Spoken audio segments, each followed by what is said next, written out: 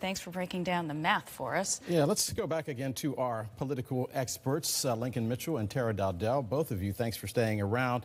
I was looking at those speeches, and in Hillary Clinton's background, you saw a person with a hijab, you saw an African-American person. When you look at the Republican side, you see that face of the party now that has become that angry white male.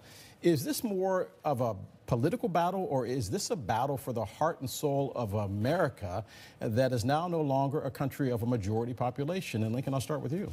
All elections, presidential elections, are a battle for the heart and soul of America. One of the ways we tell the story of our country is through these elections.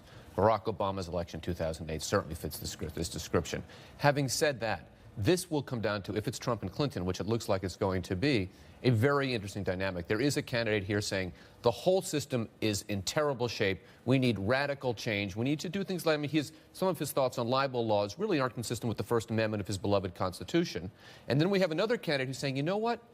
Stay the course, to borrow a phrase from Reagan. We're going to keep doing what we're doing. We're moving in the right direction. Everybody calm down. What does it really mean when Donald Trump says, make America great again? The key word in that sentence, and I'm not the first person to make this observation, is again. What he means is make America the America it was when the folks who are supporting him now, who see changes they don't like, when you were more powerful, when you were in the driver's seat, when there weren't all these other people saying, hey, I'm going to come across the border and work hard. Or, and who hey, is you?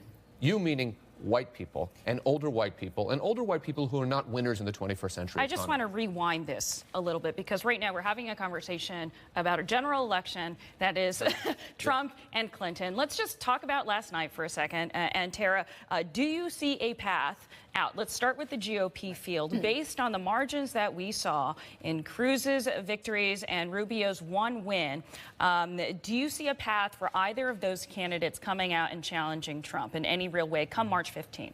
Well, if the field remains this crowded, no, the path is extremely narrow, because right now Trump is and has consistently benefited from more people being in the race. If you look at some of the polling and you delve a little deeper into that polling, some of the voters that are aligned with certain candidates don't necessarily go to Trump.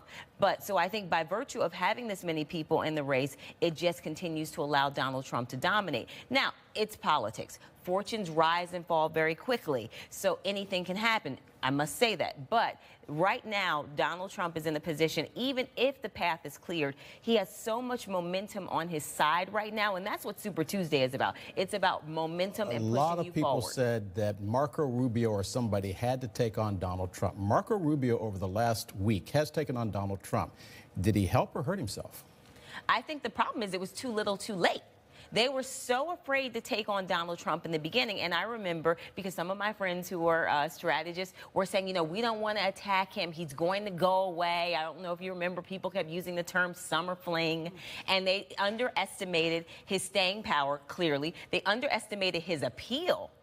And they underestimated his commitment to to running for president. A lot of people thought this was just, and I was one of those in the beginning that thought this was about marketing. And I do think in the beginning it was. I think once he saw that he had a shot, a real shot, this became something that he wanted to win. When we look at Sanders, and you said you wouldn't expect that he's going to drop out of the race, he is pushing Hillary, a lot of people say, to the left on issues such as TPP, such as trade. Is that his main goal right now? Because he knows he's not going to get the nomination. If we look at the history of modern American politics, it's hard to think of a president who, once they got into office, made decisions based on what the candidate they defeated in the primary did. And what they said even on the campaign. So that's kind of, I mean, I think what it is doing is it's raising Clinton's awareness that she needs to move leftward on economic issues. He's not pushing her in that sense. I don't think Sanders drops out. Is he helping or hurting her right now?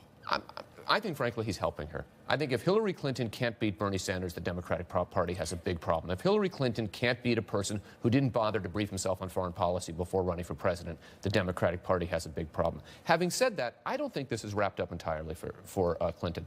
The result last night is that Sanders can keep telling the story. He won enough states to keep telling the story.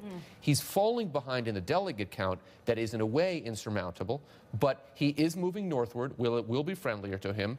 A lot can happen in politics, particularly on the Democratic side, where there's no persona quite like Donald Trump. I don't think Sanders is quite out of this yet. He's got a steep hill to climb, but it's doable.